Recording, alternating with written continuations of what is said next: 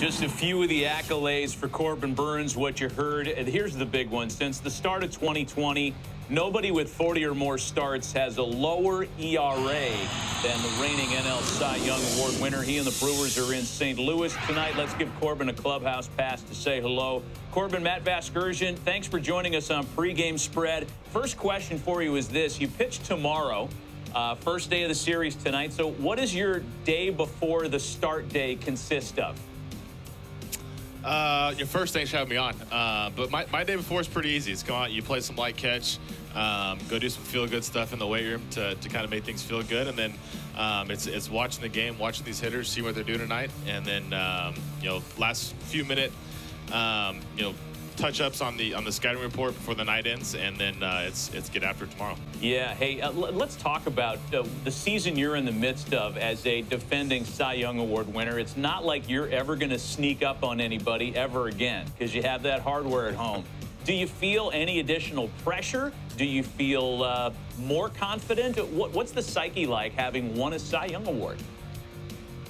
No, for me, it's going out and doing what I do, and that's it's treat every start the same, whether it's opening day, whether it's the 15th start of the year, whether it's a postseason start. For me, I've got a good routine, a good process that I stick to, and for me, it's whenever that day happens, it's go out, stick to my process, go through my routine, keep calm, stay under control, go through my breathing techniques, just whatever I can to keep that adrenaline from spiking and go out and just have fun and try to execute as many pitches as possible. At the end of the day, hopefully we're getting a W. So fast forward a few years, you're in the big leagues, and you're already at an elite level when you get there, and you take it to an even more elite level having won a Cy Young. I'm curious because I know you're a very thoughtful guy, and you take stock in the mental aspect of your craft.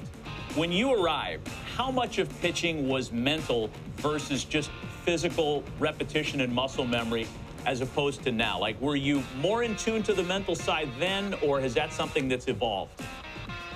Yeah, so when I first came up in 18, I think it was more just pitching off sheer adrenaline and talent that got me there. It was out of the bullpen. Guys didn't know who I was. I was the rookie in the league, and I had a lot of success. And 19, first year in the rotation, I was just going to try to run off the same sheer skill and the adrenaline, and I learned real quick that it takes a lot more than that to pitch in the big leagues, and that's kind of when I dove into the mental game. So starting 2020.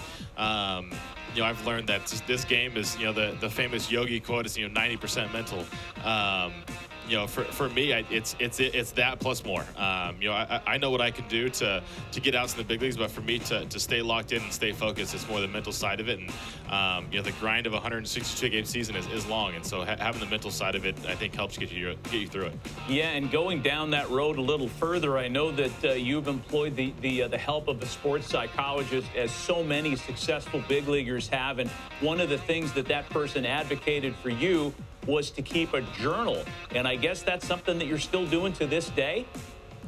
Yep, I still got it. They had me bring it out to show you guys, but that's kind of my pitching secrets journal there.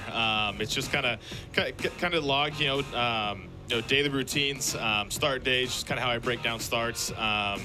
It's got some scouting report stuff in there, mechanical cues. So for me, it's kind of like an all-in-one journal, but it's mostly for the mental side of it. Just kind of things I'm doing well, things I want to work on, breaking down starts, that kind of thing. So after your start in St. Louis tomorrow, how soon after you come out of the ball game, in the ninth, how soon will you make your entry into the journal? Does it ever get accompanied by pictures? Because we think that it might look something like this tomorrow, possibly.